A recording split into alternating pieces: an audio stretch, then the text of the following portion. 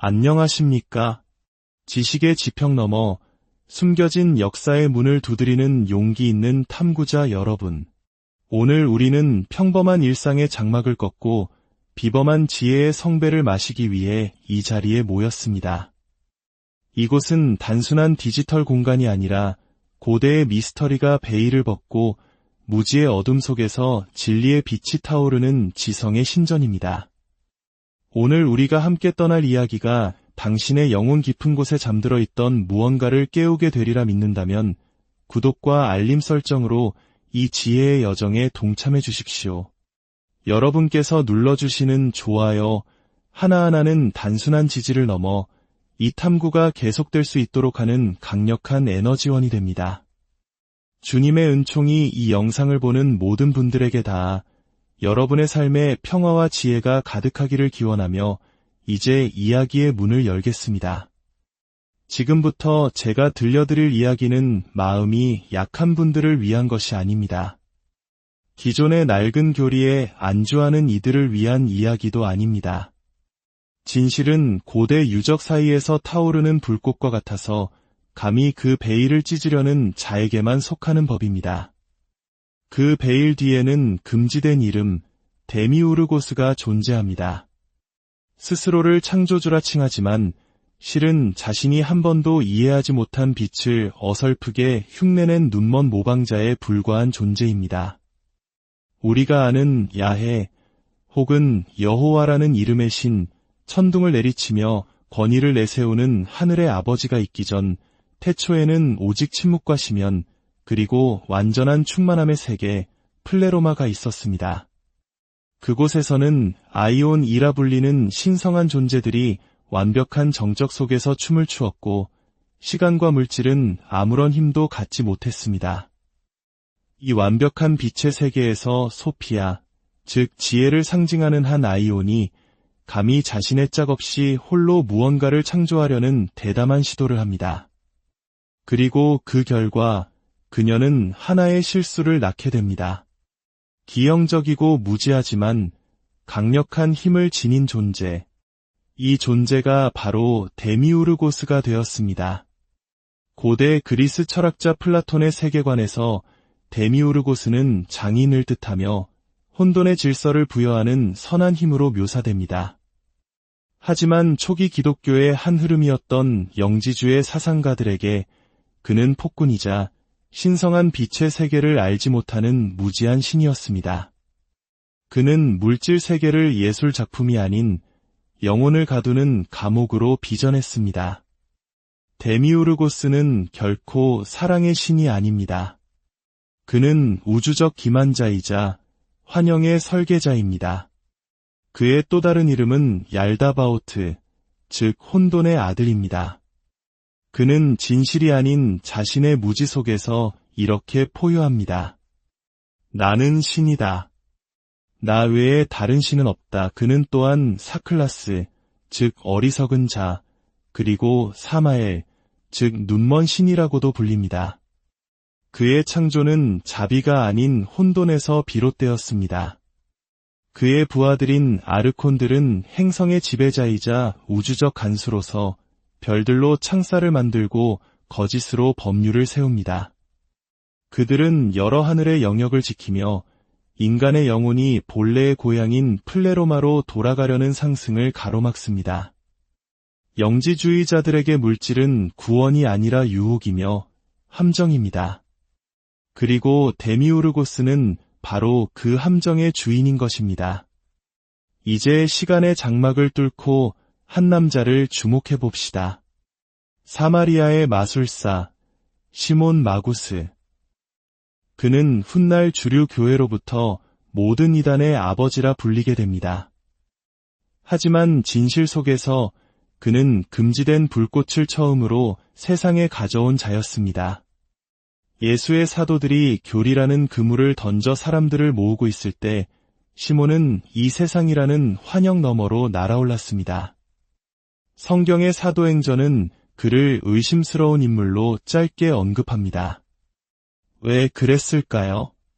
그가 사도들의 권위에 정면으로 도전했기 때문입니다. 그가 기적을 행한 것은 사실입니다. 하지만 그 기적의 이면에는 제국의 기반을 뒤흔들 만큼 위험한 가르침이 있었습니다. 그는 이 세상이 거짓된 창조물이라고 가르쳤습니다. 그는 구원이 십자가에 대한 믿음이 아니라 그노시스, 즉 모든 인간의 내면에 존재하는 신성한 불꽃을 깨우는 영적인 알물 통해 온다고 선포했습니다. 시몬은 스스로를 신성한 힘의 화신이라 선언했습니다. 그리고 한때 매춘부였던 그의 동반자 헬레나를 물질 세계로 추락한 지혜의 여신 소피아라고 칭했습니다. 그의 복음은 순종이 아닌 해방이었습니다. 그의 혁명은 영적이고 우주적이며 완전한 것이었습니다. 이러한 시몬의 사상을 이어받은 이들이 바로 영지주의자들, 즉 영혼의 혁명가들입니다. 그들은 세상의 제국들뿐만 아니라 그 세상을 만든 설계자 자체를 거부했습니다. 영지주의가 이단으로 몰린 것은 단순히 신학적인 견해 차이가 아니었습니다. 그것은 존재론적인 투쟁이었습니다. 그들은 이 세상의 선함을 부정했습니다. 창조주를 기만자라고 명명했습니다. 그리고 구원은 천국으로 가는 것이 아니라 창조 이전의 빛의 세계, 플레로마로 귀환하는 것이라고 선언했습니다.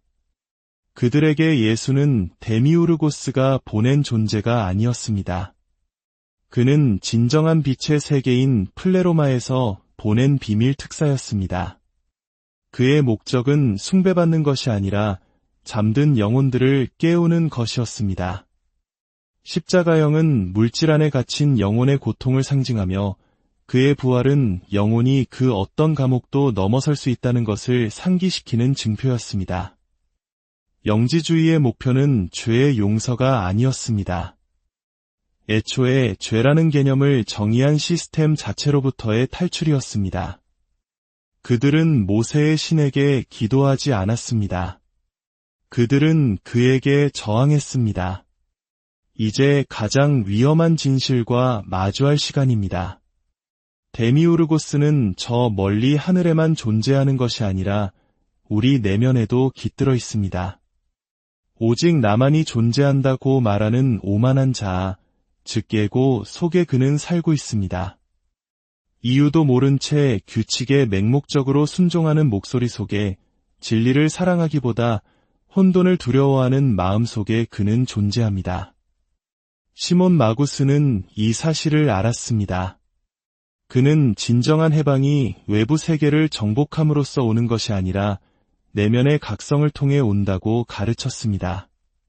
그는 자신의 동반자 헬레나와의 합의를 통해 타락한 지혜의 여신 소피아를 되찾는 영혼의 모습을 보았습니다.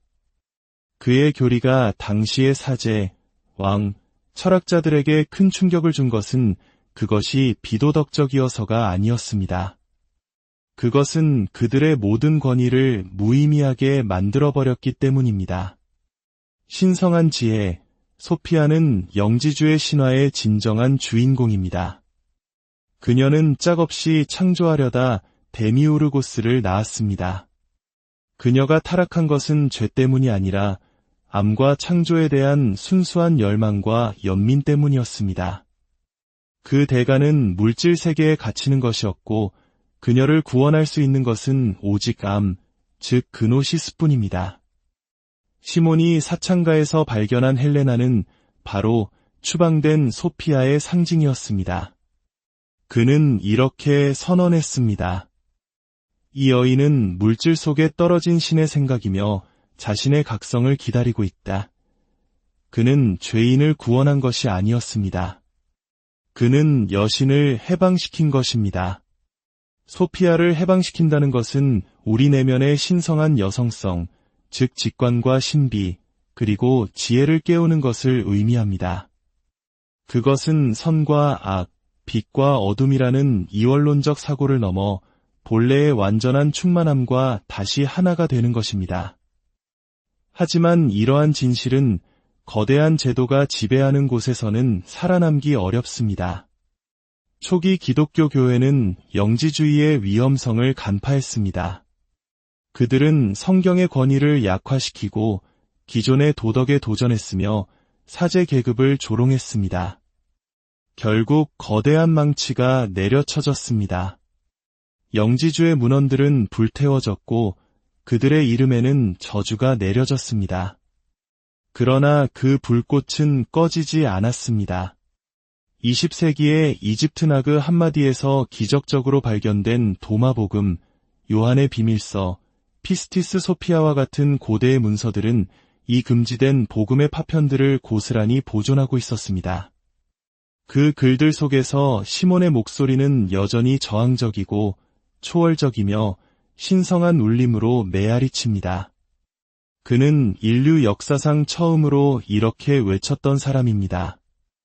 이 세상의 신은 진정한 신이 아니며 우리의 영혼은 다른 세계에 충성을 바쳐야 한다. 이제 이 말을 들으십시오. 데미오르고스는 여전히 군림하고 있습니다.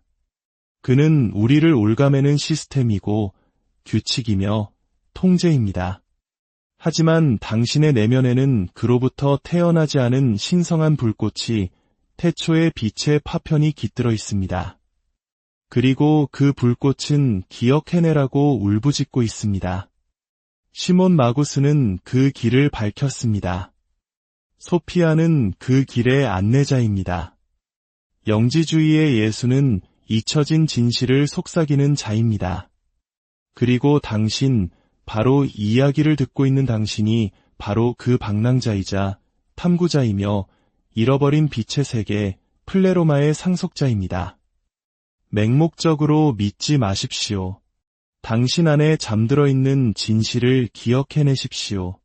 무릎 꿇고 숭배하지 마십시오. 스스로 깨어나십시오.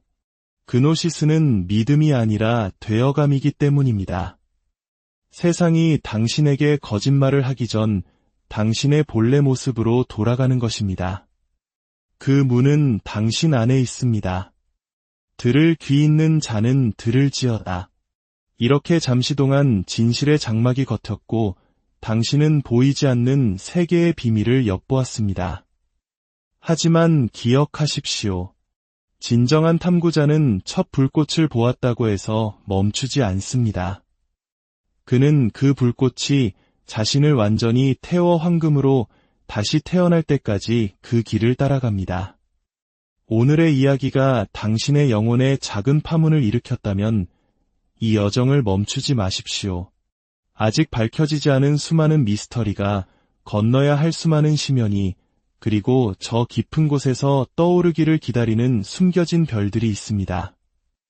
이 영상에 좋아요를 누르고 지인들과 공유하며 깨어 있으십시오.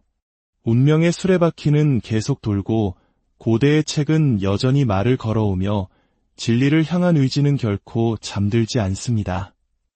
진정한 당신의 모습을 비추는 거울을 찾고 싶을 때 언제든 이 가상의 성소로 돌아오십시오. 무한한 미소와 함께 위대한 작업의 인장을 남기며 저는 이만 물러가겠습니다. 다음 여정에서 다시 뵙겠습니다.